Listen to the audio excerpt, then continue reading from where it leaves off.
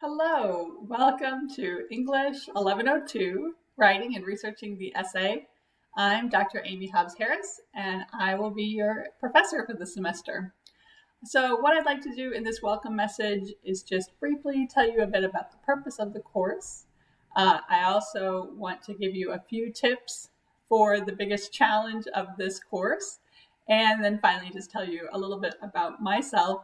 And I look forward to reading more about all of you as I go through the discussion board. So this course is an introduction to academic writing. So what we're doing in the class is familiarizing you with the most common kinds of writing that you'll be expected to do in your other classes as you progress through your work toward your degree. And academic writing is sort of the centerpiece of academic writing, is that its main intent is to persuade. So you are trying always at some level to persuade others. And it may be that you are trying to persuade them that what you are studying is worthy of study. It may be that you're trying to persuade them that what you want to do is the right thing to do. So there are lots of kind of subtle ways to persuade. It's not just shouting at each other arguments. And the way that we persuade one another in academic writing is through creating a claim and then showing evidence to back that claim. And evidence is a big component of this course, the research part of this course. So you have to go out and find the evidence for your writing. And you also have to evaluate the evidence. Is this the most appropriate way to convince my audience of what it is I want to convince them?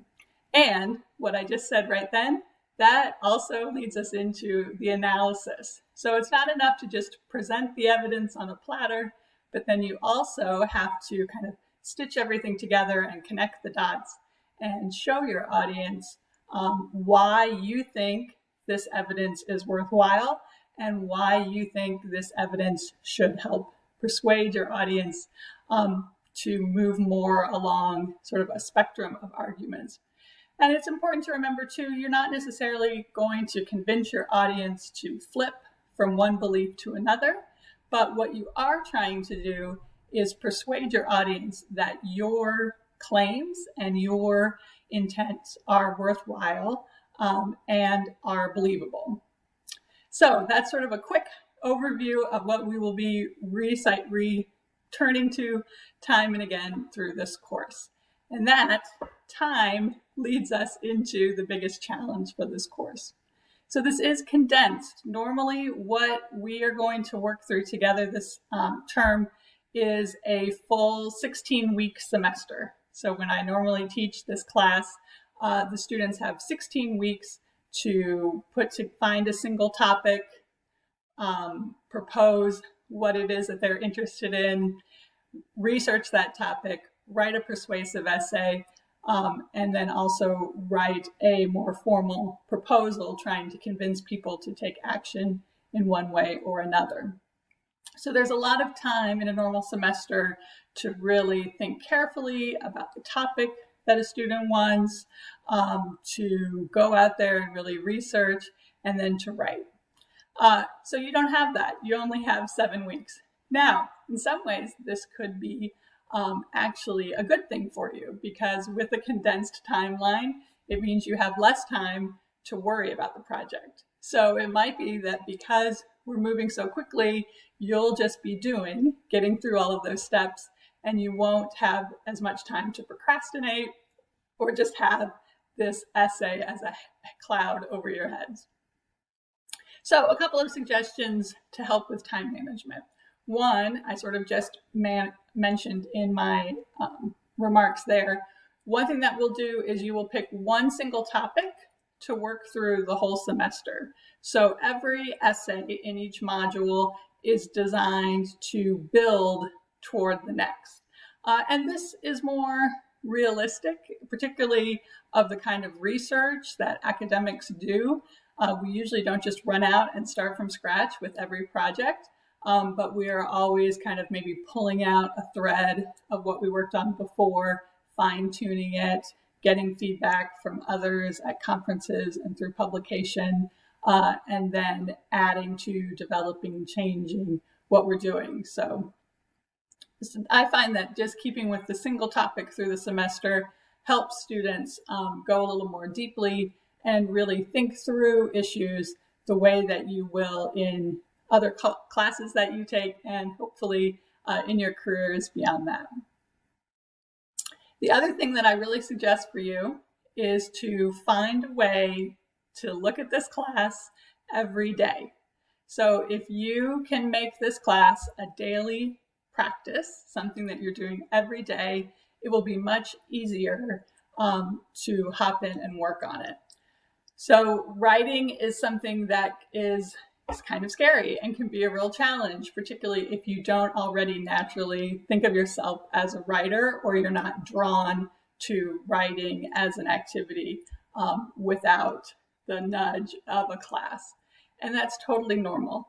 So one way to help overcome those fears or to deal with that anxiety is to just work a little bit each day. I'm a big yoga fan, and I really have noticed when I do yoga every day, it may not feel like very much that I do each day, but over the course of a couple of weeks, I'll look back and be like, hey, hold on a second. My shoulders feel a little different, or wow, I can really tell that my core is getting stronger. So the same applies to writing. If you can just even do a little bit each day, you'll find after a couple of weeks, wow, I've got 10 pages right here. Now all I really have to do is edit it, move it around a little bit, and I'll be ready to turn it into paper, which is a much nicer feeling, and I can say this from experience, than starting to write a 10-page paper at 10 p.m. the night before it's due. So I really hope that you block out time each day in your calendar, even 20 minutes a day, to work on this class. And as I do advise in the course expectations, you will be spending some time on the activities, learning about how to write and learning the content of the course, but then you will also be doing these larger writing assignments. And a good rule of thumb there is about an hour per page of time. So, you may spend 15 minutes, 20 minutes a day on the activities in the course. And then when we get close to a deadline, maybe a week out or so, you also add in another 20 minutes each day to work on the research paper. And even just setting the timer and promising yourself that you only have to write for 20 minutes can really do wonders. One of my favorite anecdotes, Philip Glass, who's a famous composer, in his biography, he writes, when he first began composing, his rule for himself was he would sit at the piano for 8 hours a day. And just by forcing himself to sit there, he would kind of start to get bored. He would start noodling around a little bit on the piano. And then before he knew it, he was composing. Now, obviously, we are all busy and have multiple balls in the air. So we cannot say, I will sit in front of my laptop for 8 hours a day working on school.